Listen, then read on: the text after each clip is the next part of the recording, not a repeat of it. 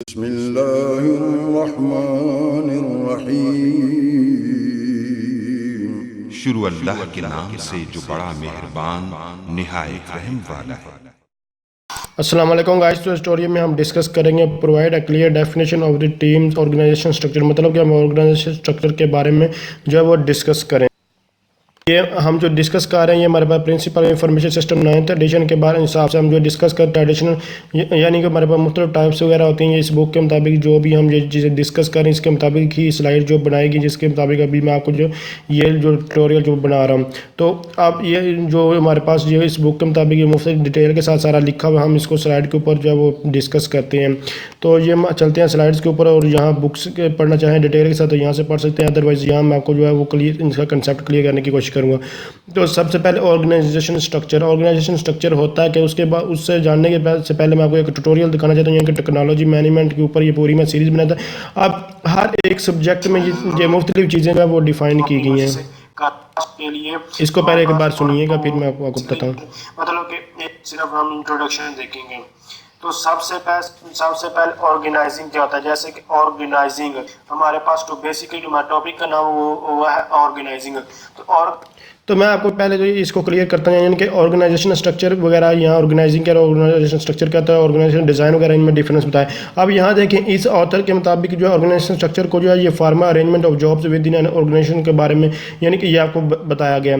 यानी कि ये हमारे पास ये अरेंजमेंट होती है फॉर्मल वे से, इसको इसने इस तरह से डिफाइन किया। मतलब कि जॉब्स का मतलब वर्क, मतलब कि किस तरह के इस तरह वर्क किया जाए, यानी कि लोग आपस में मिलकर काम करेंगे, जिनका फार्मल अरेंजमेंट ऑफ जॉब मतलब वर्क इस तरह, यानी एक दूसरे के साथ जो वर्क्स होते हैं वो कर रहे हैं। तो वो उससे अच्छे जो है ऑर्गेनाइजेशन में जो मैनेजमेंट वगैरह हो जाती है ऑर्गेनाइजेशन, जैसे कि इसमें लाइब्रेरी वगैरह की मैंने एग्जांपल दिया, या फिर इंसान का स्ट्रक्चर की वगैरह की एग्जांपल दी गई है इस ट्यूटोरियल में। तो इसलिए मैं ये ट्यूटोरियल दिखाने का मकसद यही था कि हर एक जो ऑथर के हिसाब से जी इनको हर एक चीज़ को डिफरेंट वे से जो है वो डिफाइन किया, लेकिन मकसद जो है एक ही होता है, पर्पज़ एक ही होता है हर एक का। इसीलिए आपने जिस चीज़ के जिस प्रोस्पेक्टिव से इस चीज़ को देख रहे हैं, यानी कि जो सब्जेक्ट आप उसी प्रोस्पेक्टिव से इसको चीज़ को देखिए। इसी तरह मैं ऐसा ये जो सिस्टम इंटीग्रेशन आर्किटेक्चर उसमें भी ये चीज़ें करवा चुका हूँ, तो उसमें भी थोड़ा सा इसमें डिफरेंस आ जाता है, तो मतलब वही आ जाता है। तो अब सबसे पहले हमारे पास ऑर्गेनाइजेशन स्ट्रक्चर होता क्या है, ऑर्गेनाइजेशन क्या होती है। ऑर्गेनाइजेशन के बारे में आपको इससे पहले ट्यूटोरियल में बताया, यानी कि मुख्तलिफ लोग मिलकर क्या करते हैं, एक ही गोल को, यानी कि सेट ऑफ गोल्स उनका होता है, एक ही गोल को अचीव करने के लिए मुख्तलिफ लोग मिलकर काम को उसको ऑर्गेनाइजेशन कहते हैं। अब ऑर्गेनाइजेशन स्ट्रक्चर कहते हैं मतलब कि इस ऑर्गेनाइज स्ट्रक्चर मतलब कि मुख्तलिफ लोग, यानी कि इसके मजीद जो सब पार्ट्स सब यूनिट्स वगैरह जो है वो होते हैं, कहीं कि वो रिलेटेड वर्क्स वगैरह जो होते हैं उनसे मिलकर जो काम करते हैं। मतलब कि जो भी आप काम करना चाहते हैं ऑर्गेनाइजेशन में वो ठीक में से, और ऑर्गेनाइजेशन यही कि सब यूनिट्स मतलब छोटे छोटे डिपार्टमेंट, छोटे छोटे पार्ट्स, मुख्तलिफ लोग ये सारे मिलकर जो वर्क कर रहे हैं ऑर्गेनाइज स्ट्रक्चर को ही बनाते हैं। जैसे कि मैं आपको इंसान के एग्जाम्पल दी कि हाथ, जुबान, कान, इस तरह ये सारा इंसान का जिस्म क्या है, एक इंसान का स्ट्रक्चर बताता है। ये सारे हर एक का अपना अपना मकसद होता है। इसी तरह ऑर्गेनाइजेशन में हर एक किसी का एक ही अपना अपना पर्पज होता है। अब इसके टाइप्स कौन कौन से हैं, इसके हमारे पास ट्रेडिशनल ऑर्गेनाइजेशन स्ट्रक्चर होता है, प्रोजेक्ट ऑर्गेनाइजेशन स्ट्रक्चर होता है, टीम ऑर्गेनाइजेशन स्ट्रक्चर और वर्चुअल ऑर्गेनाइजेशन स्ट्रक्चर होता है। तो सबसे पहले हम ट्रेडिशनल ऑर्गेनाइजेशन स्ट्रक्चर के बारे में डिस्कस कर रहे हैं, तो इसको हायरार्किकल ऑर्गेनाइजेशन स्ट्रक्चर भी कहा जाता है। इसके अलावा इसके और भी बहुत सारे नाम हैं, जैसे कि मैं आपको इसके नाम पता चलता हूँ कि इसको आप ट्रेडिशनल कह लें, हायरार्किकल स्ट्रक्चर कह लें, या फिर आप इसको जो है यहाँ मैं आपको लिख के देता हूँ, यहाँ इसको आप जो है वो पैरामिड भी कह सकते हैं, PYRAMID mid, pyramid, PYRAMID pyramid, इसको पैरामिड कह लें, हायरार्किकल कह लें, या फिर आप इसको ट्रेडिशनल कह लें, या फिर इसके अलावा इसको आप जो है टाल भी कह सकते हैं, टाल ऑर्गेनाइजेशन स्ट्रक्चर। तो इसका कोई मुख्तलिफ यानी कि कोई भी नाम हो सकता है। तो मैं आपको फिर बता रहा हूँ ये मुफ्त, इसके अलावा और भी यानी कि इसको हायरार्किकल, इसके अलावा हमारे पास जो है फ्लैट ऑर्गेनाइजेशन स्ट्रक्चर भी होता है, वो हम यहाँ डिस्कस नहीं कर रहे, इस बात पर फोकस कीजिएगा।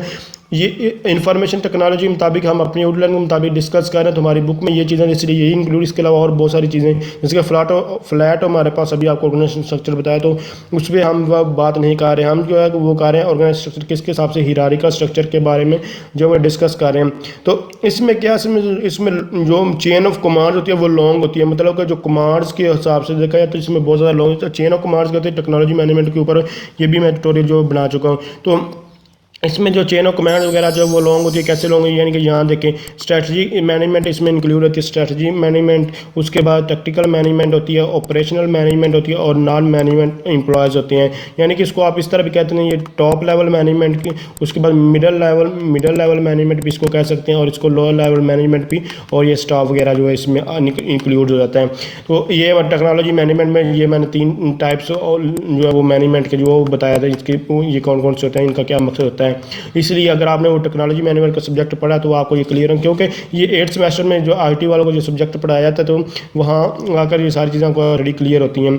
अब स्ट्रेटजी मैनेजमेंट के और भी नाम होते हैं। स्ट्रेटजी मैनेजमेंट का जो दूसरा नाम है वो कॉर्पोरेट लेवल के नाम से भी जाना जाता है। सिस्टम इंटीग्रेशन आर्किटेक्चर में इसको जो है वो उस मैंने डिस्कस किया, तो उसमें भी इसको क्या जाता है, कॉर्पोरेट लेवल के नाम से जाना जाता है। उसके बाद टेक्निकल में इसको टेक्निकल भी नाम जाना, या फिर बिजनेस यूनिट लेवल के नाम से, बिजनेस यूनिट लेवल के नाम से भी जाना जाता है। इसको मैं आपको फिर बार स्ट्रेटजी एनालिसिस कॉर्पोरेट लेवल के नाम से, कॉर्पोरेट लेवल। उसके बाद टेक्निकल मैनेजमेंट में इसका जो दूसरा नाम है वो है business unit level, business unit level. और ये हमारे ऑपरेशनल को हम जो है फंक्शन एरिया लेवल के नाम से भी जाना जाए, फंक्शनल एरिया लेवल। तो इसके ये तीनों नाम भी आप जो है वो याद रख सकते हैं। तो top middle lower manager basically यहाँ वर्क करते हैं। उसके बाद स्ट्रेटजी मैनेजमेंट को कॉर्पोरेट लेवल के नाम से भी जाना जाता है, टेक्निकल मैनेजमेंट को बिजनेस यूनिट लेवल के नाम से भी जाना जाता है, और ऑर्गेनाइजेशनल मैनेजमेंट को फंक्शनल एरिया लेवल के नाम से भी जाना जाता है। तो अब इनको मैं आपको इनका फंक्शन क्या था, ये पर्पज़ क्या था। यहाँ जो स्ट्रेटजी मैनेजमेंट होती है, ये टॉप लोग जो टॉप मैनेजमेंट होती है वो काम करती है। बेसिकली वो इसमें स्ट्रेटजी मैनेजमेंट में वो सिर्फ यही देखते हैं कि यानी कि उनका फ़ायदा या नुकसान क्या है, वो ये काम करेंगे तो उसको कितना फ़ायदा होगा, उसको ये काम नहीं करेंगे तो कितना नुकसान, ये सारी चीज़ें वो देखते हैं। मैनेजमेंट टॉप लेवल पर वो डिसीजन वगैरह कर रहे होते हैं।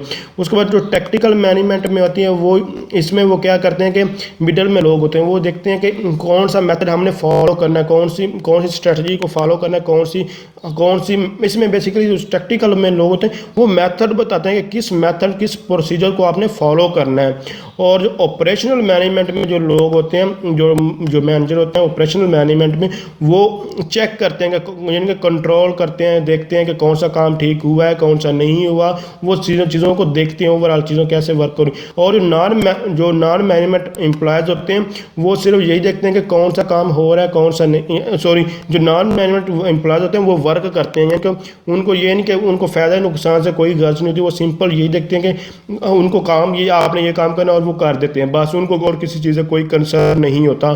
तो अब मैं आपको एक रियल लाइफ यूनिवर्सिटी की ही एग्जांपल देता हूँ।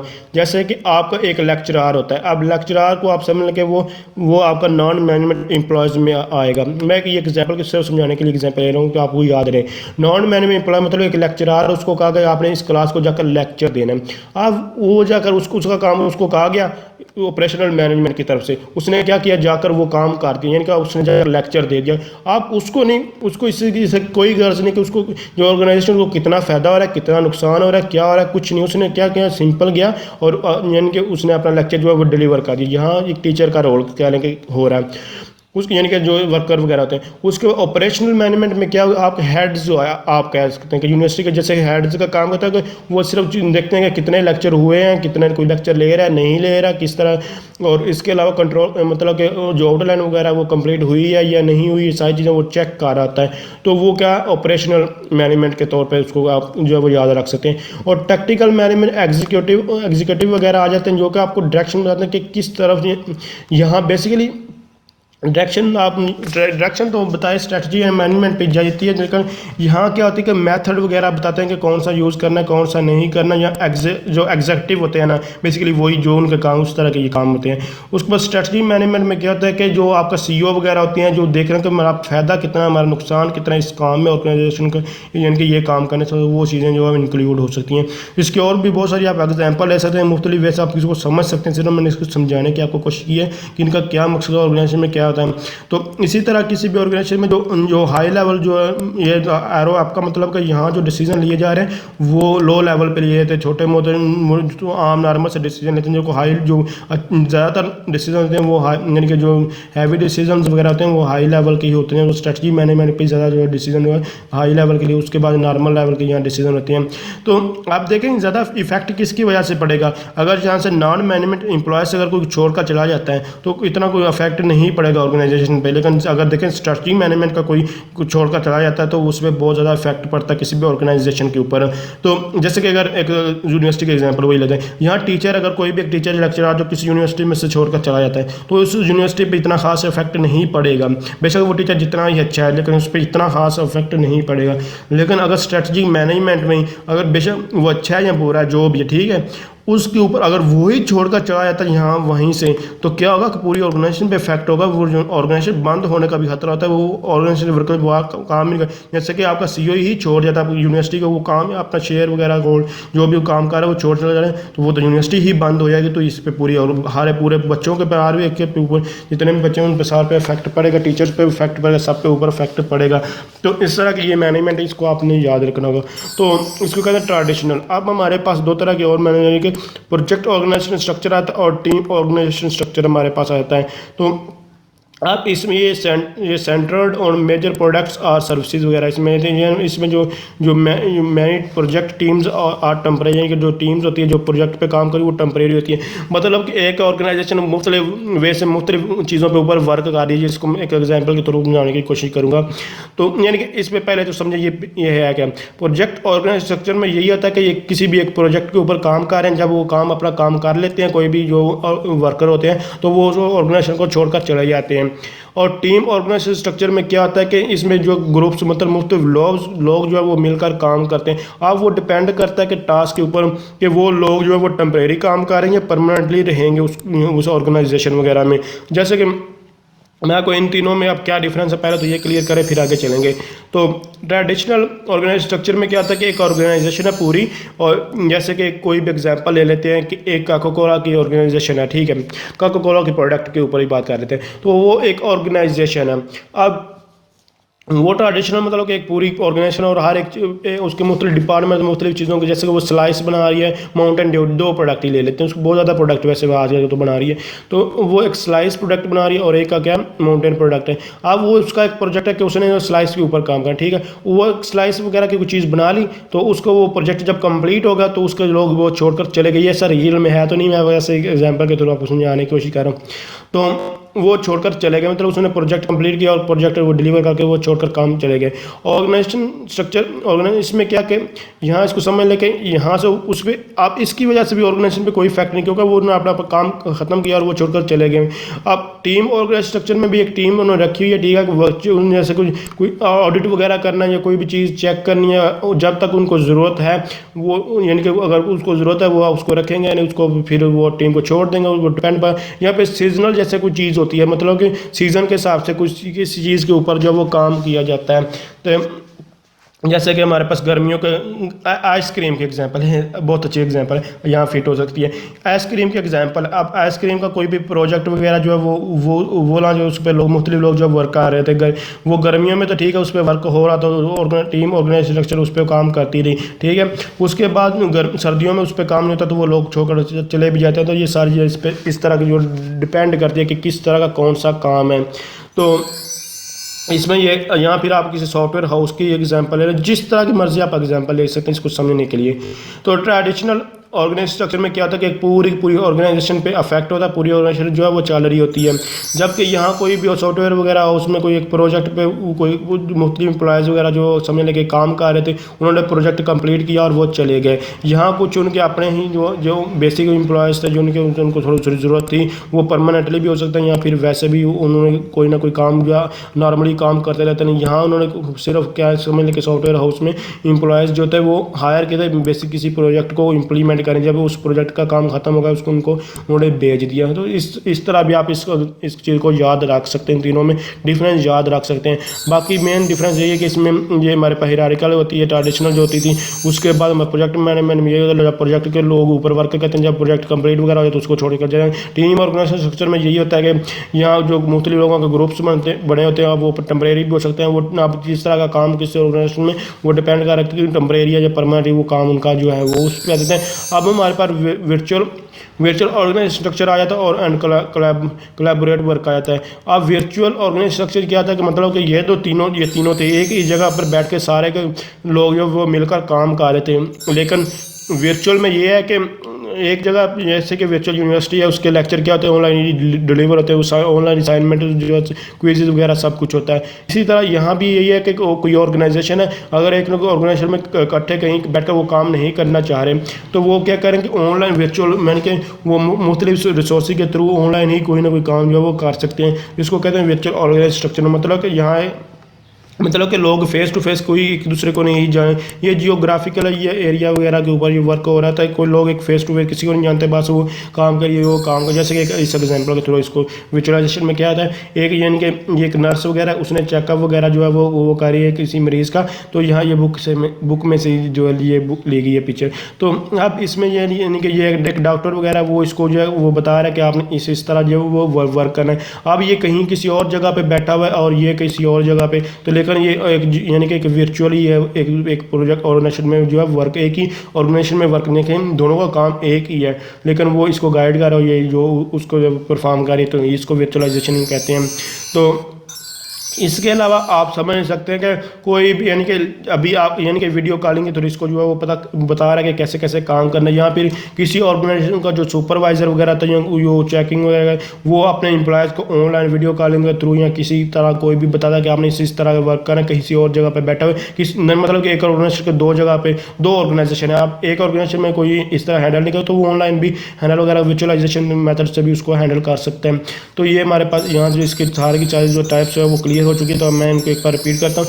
ट्रेडिशनल में हमारे पास एक हायरार्की वगैरह होती है, उसके बाद प्रोजेक्ट सिर्फ प्रोजेक्ट के ऊपर ही लोग आते हैं, टेम्परेरी वर्क करते हैं, जब वो प्रोजेक्ट कम है उसको छोड़ के चले जाते हैं। टीम में क्या था कि टीम टेम्परेरी हो सकते हैं या परमानेंट भी, किस तरह का टास्क वो परफॉर्म करना है ये उस पर डिपेंड लेकर ये तीनों ही एक ऑर्गेनाइजेशन के अंदर ही होते हैं, एक जगह पर जो है वो मुश्तमिल होते हैं।